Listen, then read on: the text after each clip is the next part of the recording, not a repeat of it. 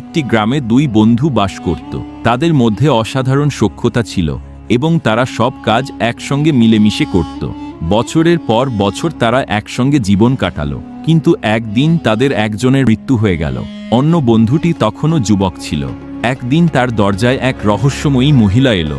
সে আসলে একটি ডাইনি ছিল, যে রাতের অন্ধকারে তার ভেড়াগুলো চুপি চুপি গিলে ফেলত আর দিনের বেলা কোথাও লুকিয়ে থাকত।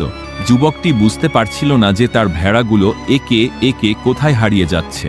যখন সব ভেড়া শেষ হয়ে গেল, তখন ডাইনির নজর পড়ল স্বয়ং যুবকটির ওপর।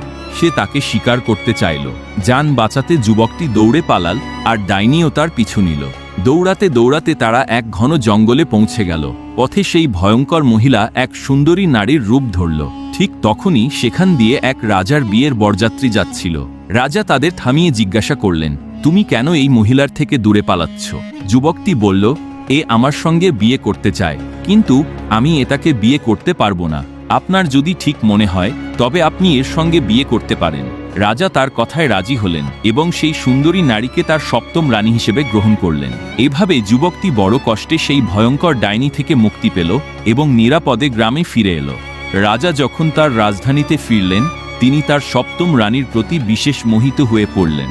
তিনি তাকে অন্য সব রানীর চেয়ে বেশি সম্মান ও ভালোবাসা দিতে লাগলেন। কিন্তু রাজা জানতেন না যে যে নারীকে তিনি ভালোবাসছেন সে আসলে একটি ভয়ঙ্কর ডাইনি, যে রাতের বেলা তার মূল্যবান জিনিসপত্র, হাতি ঘোড়া চুপি চুপি গিলে ফেলত।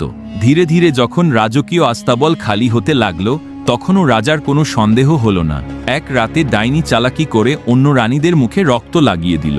সকালে রাজা যখন তাদের এই অবস্থায় দেখলেন, তিনি প্রচণ্ড রেগে গেলেন। ডাইনি চতুরতার সঙ্গে রাজাকে অন্য রানীদের বিরুদ্ধে খেপিয়ে তুলল এবং রাজা তাদের ডেকে একে একে কুয়োতে ফেলে দিলেন।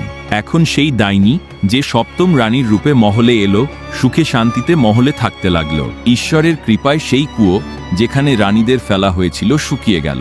কুয়োর মধ্যে পড়ে থাকা রানীরা ক্ষুধায় তৃষ্ণায় কষ্ট পাচ্ছিল। কিছুকাল পর এক রানী একটি কন্যা সন্তানের জন্ম দিলেন।